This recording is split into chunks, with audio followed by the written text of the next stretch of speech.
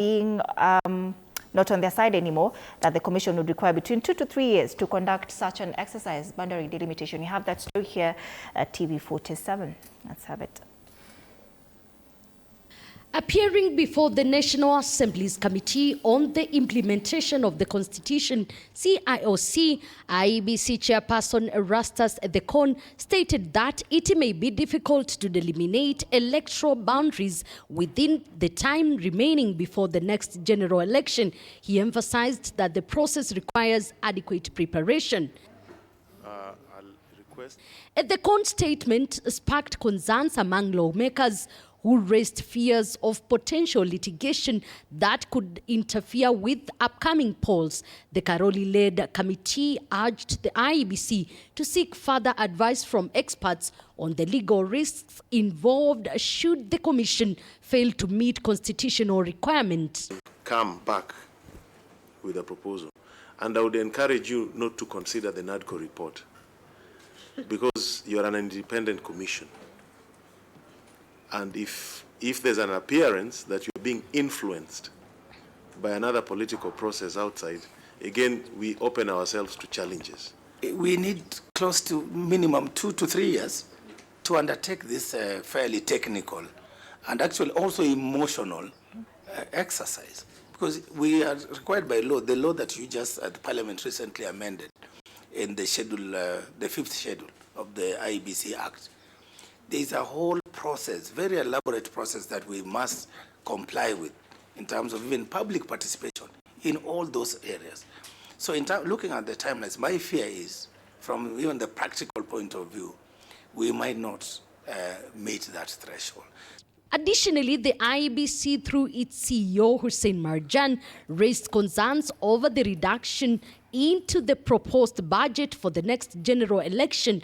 The commission had requested 61.7 billion shillings, but only 57.3 billion shillings was allocated. Marjan warned that the budget cut may negatively impact key processes such as voter education. The requirements column, we have got 61.7 billion. That is what we requested for the purpose of by-elections. Then, because of GDP decline, every MD was actually requested to reduce the budget by 4.5%. So also we suffered that, and our budget was reduced from 61.7 to 57.3.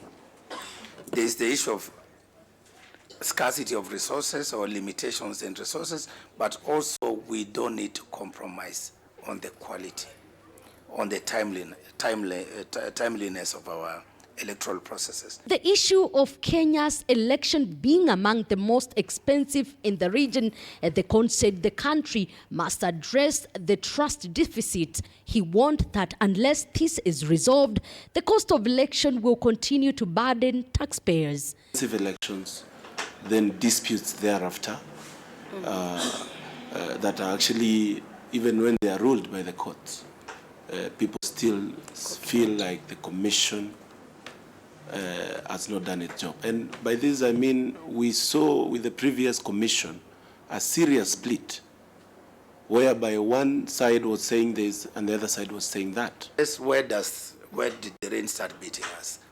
How come we do not trust our electoral systems? How come we don't have confidence? Then how come we are regulating everything that then carries a cost with it? So it will take us a whole paradigm shift, a whole rethinking about our election system, looking at the history and looking at where we want to go, even as we deploy technology. The IEBC is expected to launch a voter registration drive on Monday next week, targeting 6.3 million Kenyans, most of whom are expected to be young people. Despite numerous challenges facing the electoral body, they've assured Kenyans of credible elections, even as they challenge them to have trust in the commission. Elizabeth Motuko, TV 47 Parliament Buildings, Nairobi. All right.